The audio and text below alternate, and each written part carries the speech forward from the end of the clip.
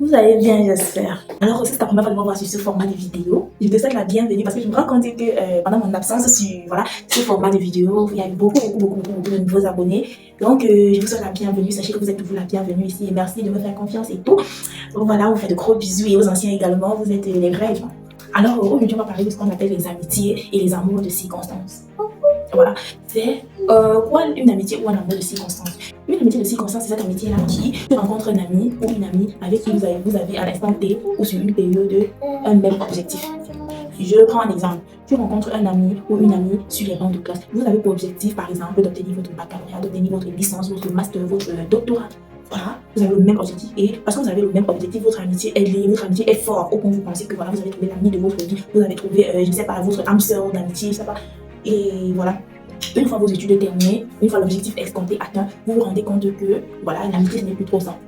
Vous vous rendez compte que la personne, l'autre ne donne plus assez d'attention, l'autre de son côté trouve que non, toi tu ne donnes plus assez d'attention, tu n'es plus trop par rapport à l'amitié. À ce moment-là, vous devriez être capable de savoir, de reconnaître et d'accepter que c'était une amitié de circonstance. À cette période, vous avez été amis parce que vous avez un objectif commun à atteindre et vous avez atteint cet objectif. Dieu a mis expressément cette personne sur ton chemin pour que ensemble vous cheminiez vers le même, vous cheminiez vers l'objectif escompté sans toutefois vous égarer. Voilà. Je prends par exemple, il y a également ce qu'on appelle les amours de circonstance. Un amour de circonstance, c'est cet amour-là où tu vas rencontrer un homme ou une femme à un moment donné de ta vie, avec qui tu vas super bien accrocher, avec qui tu vas super bien t'entendre parce que, voilà, le cas par exemple d'un homme qui rencontre une femme qui a des difficultés à joindre les deux bouts, qui a par exemple des difficultés à payer ses études, qui a des difficultés par exemple avec son enfant, peut-être qu'elle a eu d'une précédente union malade, ainsi de suite.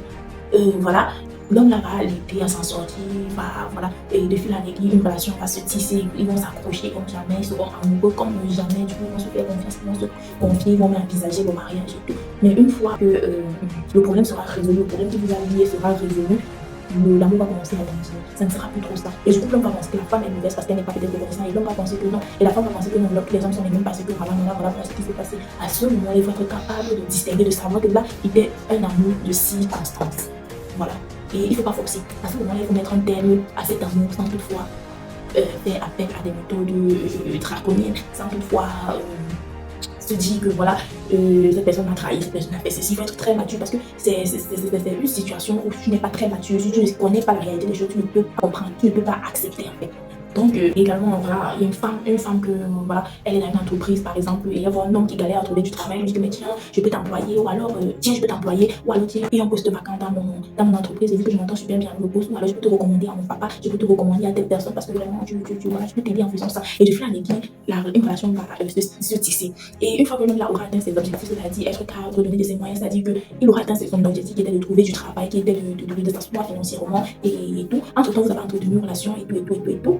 Au terme de ça, l'homme va commencer à se comporter d'une façon bizarre, ou la femme va se comporter d'une façon bizarre, et là vous serez déçu, vous allez vous dire mais toutes les femmes sont les mêmes, alors tous les hommes sont les mêmes, alors que c'était un amour de circonstance. Tu as rencontré cette femme et elle t'a effectivement aidé à sortir d'une situation, et c'était là son but dans ta vie. Et une fois ce but terminé, la relation ne saurait continuer.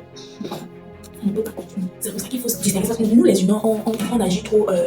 On agit trop avec des sentiments. Vous voyez, dès qu'on rencontre quelqu'un avec qui ça match, du coup c'est l'amour. Dès qu'on rencontre quelqu'un avec qui ça match, du coup c'est mon meilleur ami, c'est ma meilleure amie. Dès qu'on rencontre quelqu'un avec qui, un homme ou une femme avec qui ça match, du coup c'est mon amoureux, je l'aime trop et tout. On ne se pose pas la question de savoir est-ce que c'est un amour de circonstance ou un amour réel. Voilà. Et même, ça peut arriver que vous commencez, c'est-à-dire vous commencez la relation d'amitié ou amoureuse, et au fur et à mesure vous vous posez la question de savoir est-ce que ce n'est pas une amitié, un amour de circonstance, une amitié de circonstance que je suis en train de vivre, et cela vous permettra, n'est-ce pas, de mettre les limites, voilà, à certaines choses. Donc, une fois que vous aurez compris que les amitiés, les amours de circonstances existent, vous n'allez plus souffrir ni en amour, ni en amitié. Et il faut savoir laisser les gens qui sont entrés dans votre vie partir.